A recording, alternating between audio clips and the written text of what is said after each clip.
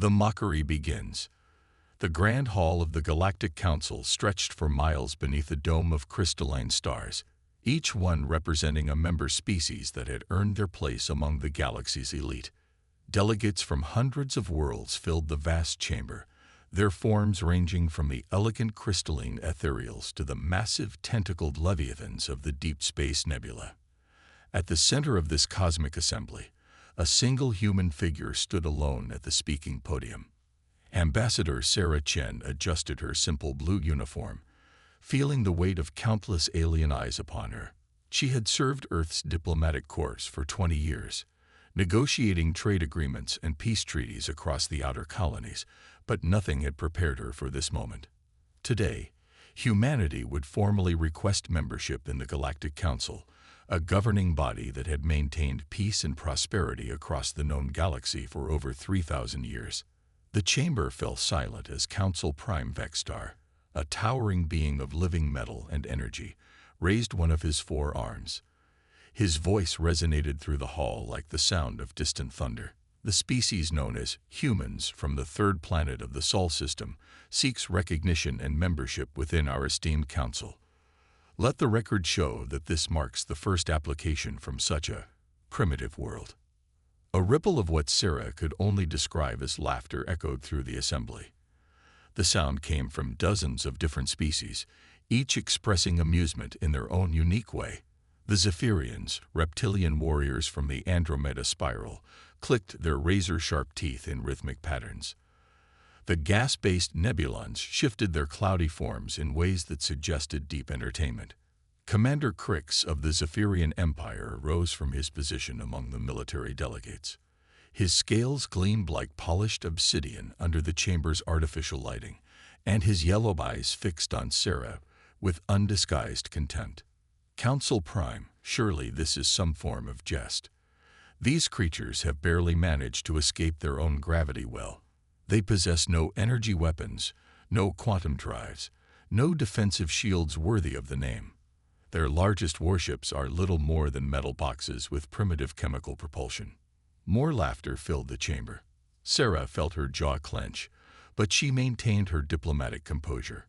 She had expected this reaction. Earth's public military capabilities were indeed limited compared to the galactic standard. What these beings didn't know was that humanity had spent the last 50 years carefully cultivating that exact impression. Furthermore, Commander Crix continued, his voice growing more animated, their homeworld is a backwater planet plagued by internal conflicts. They fight among themselves with crude kinetic weapons, while we have transcended such barbarism millennia ago. What could such primitive meat creatures possibly offer to a civilization as advanced as ours? The insults continued for nearly an hour. Delegate after delegate rose to voice their opposition to humanity's application. The Christech Consortium questioned Earth's technological contributions. The Merchant Guild of Proxima doubted humanity's economic value. The Peacekeepers Alliance suggested that humans were too violent and unpredictable to be trusted with galactic security matters. Through it all, Sarah stood calmly at the podium, making careful notes on her tablet. Her fingers moved across the surface with practiced efficiency, but she wasn't recording the insults being hurled at her species. Instead, she was sending carefully coded messages to a secure Earth command frequency, updating them on the Council's composition, defensive positions, and most importantly, their complete underestimation of human capabilities. Council Prime Vexstar eventually called for order. The floor recognizes Ambassador Chen of Earth. You may now present your species' case for membership. Sarah stepped forward, her voice clear and steady despite the hostile atmosphere. Honored delegates, I come before you today not to beg for acceptance, but to offer partnership. Humanity may be young by galactic standards, but we possess qualities that your ancient civilizations seem to have forgotten. We adapt, we innovate, and we survive against impossible odds. Survival instincts are common among primitive species, scoffed Commander Crix. Even the basic life forms on my homeworld fight for survival. It means nothing.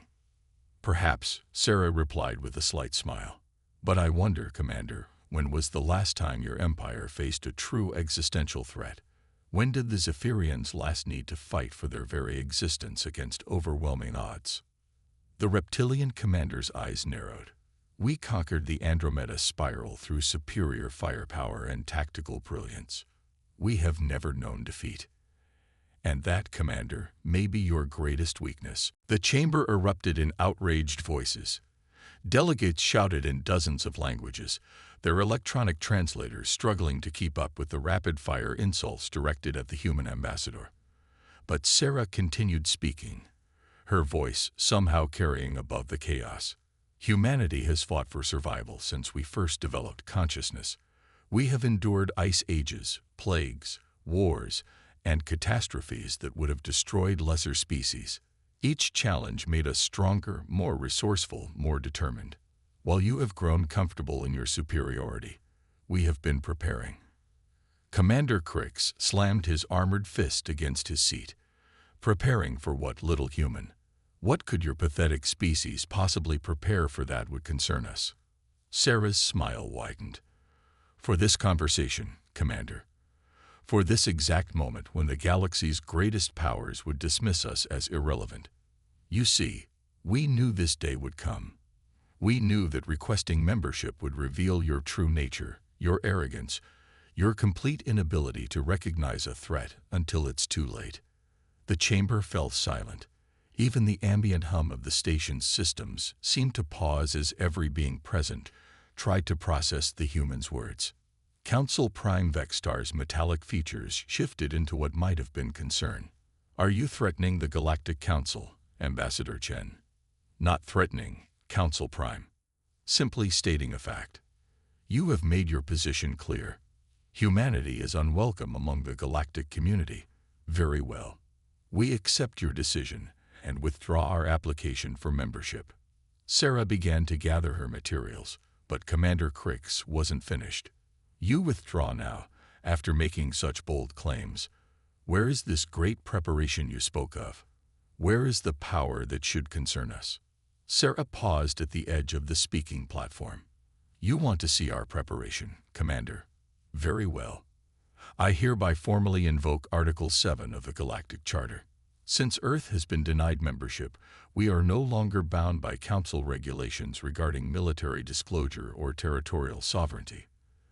The chamber's atmosphere grew thick with tension. Article 7 was an ancient provision that had rarely been invoked in the Council's history.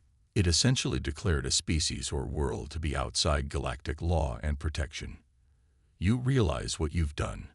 Council Prime Vextar's voice carried a note of genuine concern. Article 7 removes all protections. Any council member may now act against Earth without diplomatic consequences. I understand perfectly, Council Prime. The question is, do you understand what you've done? Before anyone could respond, Sarah activated a small device attached to her wrist. The signal it sent traveled faster than light across the galaxy, reaching every human colony, outpost, and hidden facility within seconds. The message was simple. Protocol Omega is now active. Show them who we really are. Commander Crix laughed, a harsh sound that echoed through the chamber. A dramatic gesture, Ambassador, but ultimately meaningless. My fleet could reduce your homeworld to ash within days. Your fleet, Commander. You mean the 200 ships currently stationed in the Proxima system. The reptilian commander's laughter died. How do you know about classified fleet positions? The same way we know about the Christek manufacturing facilities in the Veil Nebula, the Merchant Guild's secret trade routes through the neutral zone, and the exact composition of the Peacekeepers' Rapid Response Force. We've been watching, learning, and preparing for over 50 years. Alarm klaxons suddenly began wailing throughout the station.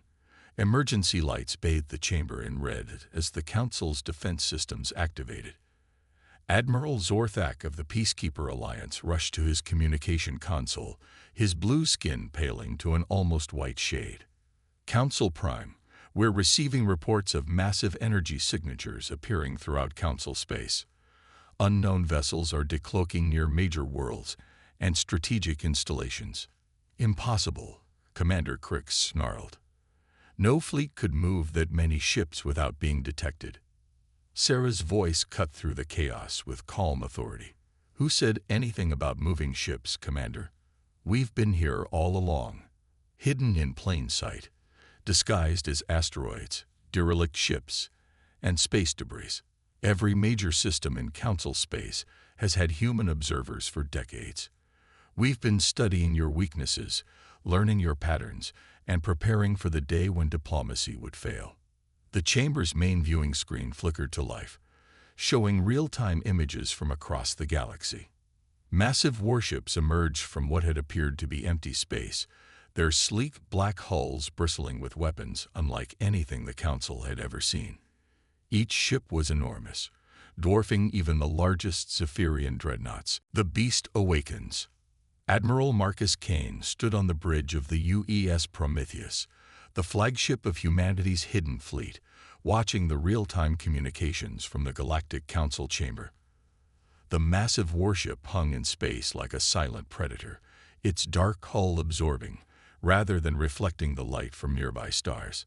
Around it, hundreds of similar vessels maintained perfect formation, each one a testament to human engineering and determination. Admiral, reported Commander Lisa Torres from her position at the tactical station. All fleets are in position and awaiting orders. The galaxy is ours to command.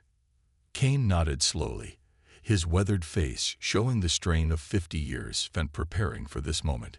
He had been a young lieutenant when humanity first discovered they weren't alone in the universe. He had watched his species be dismissed, ignored, and underestimated by beings who thought themselves superior. Now, at 68 years old, he was about to show the galaxy what humanity was truly capable of. Signal all fleet commanders, Kane ordered. Begin Phase 2 of Protocol Omega. Full tactical display, but maintain defensive postures. We want them to see our strength, not fear our intentions. Throughout Council space, human ships that had remained hidden for decades suddenly blazed to life. Cloaking fields that had disguised massive warships as asteroids and space debris dissolved, revealing the true scope of humanity's preparations. Each vessel was a marvel of engineering, incorporating technology that the Council races had never seen before. The ships were beautiful in their deadliness. Sleek lines flowed from bow to stern, broken only by weapon emplacements and defensive arrays. Their hulls seemed to absorb energy rather than reflect it, giving them an almost organic appearance. But it was their size that truly shocked the galactic observers. The smallest human warship was larger than most Council cruisers, while the largest dwarfed anything in the known galaxy. Back in the Council chamber, panic had replaced arrogance. Admiral Zorthak frantically coordinated with fleet commanders across the galaxy, trying to understand the scope of what they were facing. Each report brought worse news. Council Prime, he announced, his voice shaking. Preliminary scans indicate that each human vessel possesses energy output equivalent to our largest dreadnoughts. Their weapon systems are unlike anything in our databases. And their numbers. He paused, checking his readings again. Conservative estimates suggest over 10,000 ships of various classes. Commander Crix felt his predatory instincts screaming warnings he had never experienced before. His entire career had been built on the certainty of Zephyrian military superiority. Now, faced with evidence of human capabilities, he realized how badly he had miscalculated. How? He demanded, turning to face Ambassador Chen. How did you build such a fleet without anyone noticing? Sarah's expression remained calm, but her eyes held a glint of satisfaction. The same way we survived the Ice Ages, Commander, through adaptation, cooperation, and the refusal to accept defeat. When we first reached the stars and discovered the galactic community, we realized immediately that we were outgunned and outnumbered. So we did what humans have always done when faced with superior forces. We got creative. She activated her tablet, displaying holographic images of human shipyards hidden throughout the galaxy. Every human colony became a production center. We built our ships in sections, assembling them in the void between star systems where no one would look. We developed new materials, new power sources, new weapon systems. While you were comfortable in your superiority, we were innovating out of necessity. The images showed massive construction facilities built inside asteroids, hidden manufacturing plants on uninhabited worlds, and research stations camouflaged as mining operations. The scope of the operation was staggering. But the resources required, protested Delegate Vexnell of the Merchant Guild. The raw materials alone would have been noticed. Would they? Sarah asked with a slight smile. You trade with thousands of species across the galaxy. Human colonies placed orders for industrial equipment and mining supplies through a dozen different intermediaries. No one questioned why a small agricultural world might need refined metals or high-energy crystals. You saw what you expected to see. Primitive humans buying advanced technology they couldn't possibly understand. Admiral Kane's voice crackled through the chamber's communication system as he opened a direct channel from the Prometheus. Council Prime, this is Admiral Marcus Kane of the United Earth Space Force. I trust our demonstration has clarified humanity's position in galactic affairs. The massive view screen at the front of the chamber displayed the Admiral's weathered face, framed by the bridge of his flagship. Behind him, human officers worked at stations that hummed with power unlike anything the Council had ever seen. Admiral Kane.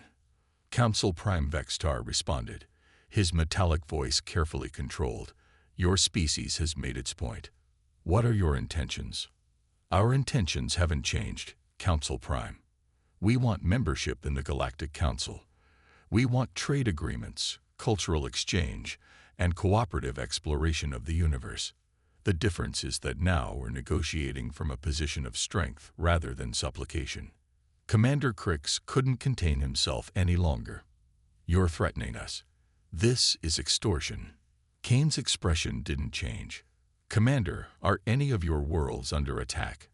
Have any council ships been fired upon? Have we made any demands beyond what Ambassador Chen originally requested? The reptilian commander looked at his tactical displays, confusion replacing anger. Despite the overwhelming human presence throughout council space, not a single shot had been fired. The human ships maintained defensive formations, their weapons powered but not aimed at populated areas. Then what is this display supposed to accomplish? Crix demanded. Respect, Commander. For 50 years, humanity has been dismissed as irrelevant. Our requests for trade were ignored. Our offers of technological exchange were laughed at. Our warnings about threats in the outer galaxy were disregarded. Today, that changes. Admiral Zorthak consulted his tactical screens again, his trained military mind beginning to appreciate the sophistication of the human operation. Admiral Kane, your fleet deployment is impressive. But surely you don't believe you can maintain this position indefinitely. Logistics alone would be impossible. Kane smiled for the first time since opening the channel. Admiral Zorthak, I appreciate your professional assessment. You're correct that maintaining such a deployment would normally be impossible. However, you're operating under false assumptions about our capabilities. The view screen split, showing real-time images from across the galaxy. Human ships were engaging in complex maneuvers that should have been impossible at their size. They moved with precision and speed that defied known physics, changing direction without visible thrust, accelerating beyond what their apparent mass should allow. Impossible, whispered Admiral Zorthak. Those acceleration rates would crush any crew. Not if you solved the inertia problem, Kane replied. Something we accomplished 15 years ago. Our ships don't fight physics, Admiral. They rewrite it. The demonstration continued as human vessels performed maneuvers that left Council observers speechless. Ships phased through asteroid fields as if they were incorporeal, then solidified to launch devastating attacks on target drones. Energy weapons lanced out with precision that could hit targets across entire star systems. Defensive shields absorbed attacks that should have vaporized the ships they protected. Ambassador Chen stepped forward as the demonstration concluded. Honored delegates, this is what humanity offers the galactic community. Innovation born from necessity. Technology developed through adversity, strength tempered by wisdom. We've had the power to conquer your worlds for years, but we chose patience. We chose to offer partnership instead of domination.